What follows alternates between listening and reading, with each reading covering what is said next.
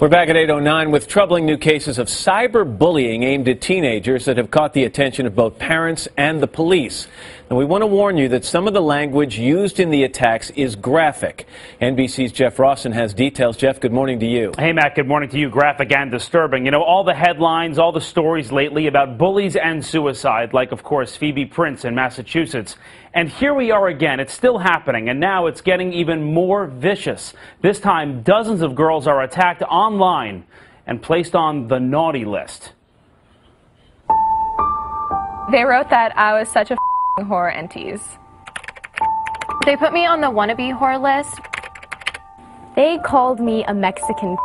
You were victimized twice. I was really hurt by that because they did not only have to victimize me as a whore, they also brought in my background, my ethnicity, where I came from. OMG. Three friends breaking their silence to send a message. They won't be pushed around by bullies anymore. Flying monkeys. Carly, Abby, and Renata all go to high school just outside Houston. Good students now targeted online on a Facebook page called The Whimsical Girls of the Fort Bend School District, a page created by students to bash students. This website has a naughty list. What is that? Yes. It's a list of girls that are supposedly promiscuous. And some of you were on that.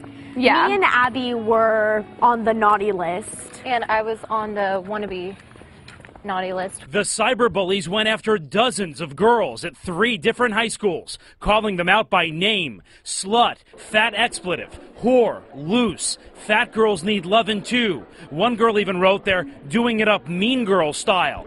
These Facebook pages are often anonymous. The authors virtually untraceable.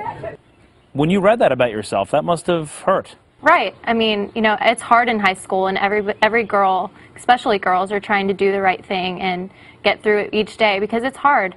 And to go home after school and see your name on a list like that is very, very embarrassing. Enough to put a weaker girl possibly over the edge. Any girl could say, I'm going to kill myself because of this, and that's just really scary that a girl would have to go through that. It's really, really scary. And now we've learned of yet another new case at a high school in Evanston, Illinois, just outside Chicago. A group of students created a Facebook page called the Evanston Rats. Same drill, same nasty messages. I had never seen anything like it at high school. I didn't know that that kind of thing was here. A lot of people are taking it very seriously. What's so shocking is the timing here. In both Houston and Illinois, the bullies went on the attack in the past few weeks.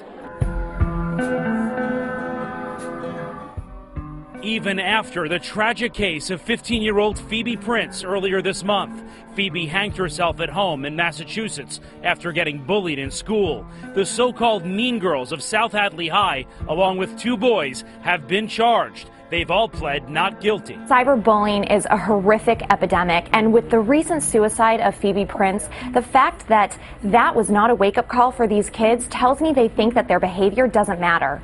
In Houston, school officials called the victims in for counseling. Now they're trying to hunt down the bullies. In this case, they suspect other teenage girls from school. We can't eliminate the problem, but we can help. Main thing is we don't want kids feeling helpless. In terms of being able to go to the police or something like that, you find out that not always what's written on Facebook or MySpace is illegal. It's mean, but it's not illegal.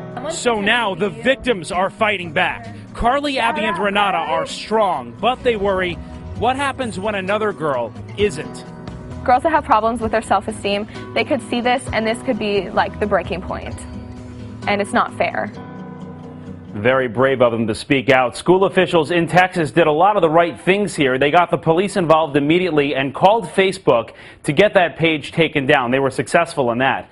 Facebook is trying to regulate content, but as we've seen, Matt, the teenage bullies are often one step ahead of the law. All right, Jeff Rawson. Jeff, thank you very much. Rachel Simmons is a bullying expert and the author of The Curse of the Good Girl.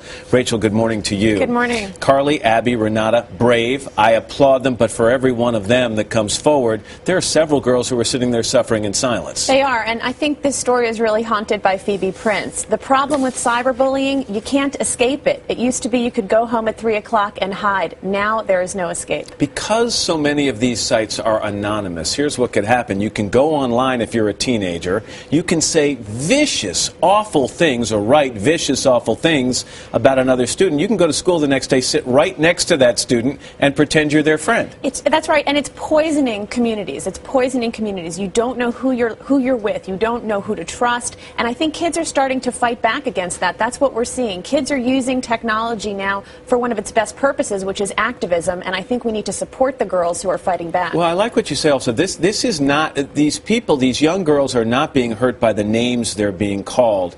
They're being hurt by the destruction of relationships, that lack of trust you just talked about. And relationships to teenage girls and boys are everything. That's right. Here's the real violence of gossip and rumors. If I walked around Studio 1A and I spread rumors about you, Matt, it wouldn't just be that people thought differently of you, they'd treat you differently. They'd give you weird looks. They wouldn't want to sit with you. And that's what's happening to kids, and that's the real violence of gossip. Okay, the good news is, as we heard in Jeff's piece, there are some websites cropping up to combat this. I guess my fear about that is are those people as patient as the bullies are? Because bullying's been around for an awfully long time. It's true, but I think we do need to support the kids that are fighting back. Obviously, we don't want them to replicate the same unethical behavior, but if they are taking charge of their lives, we can't just say, oh, kids bully all the time. If they're doing something good to fight back, let's support them. And there was some talk in the piece about contacting police and that law enforcement looks into this.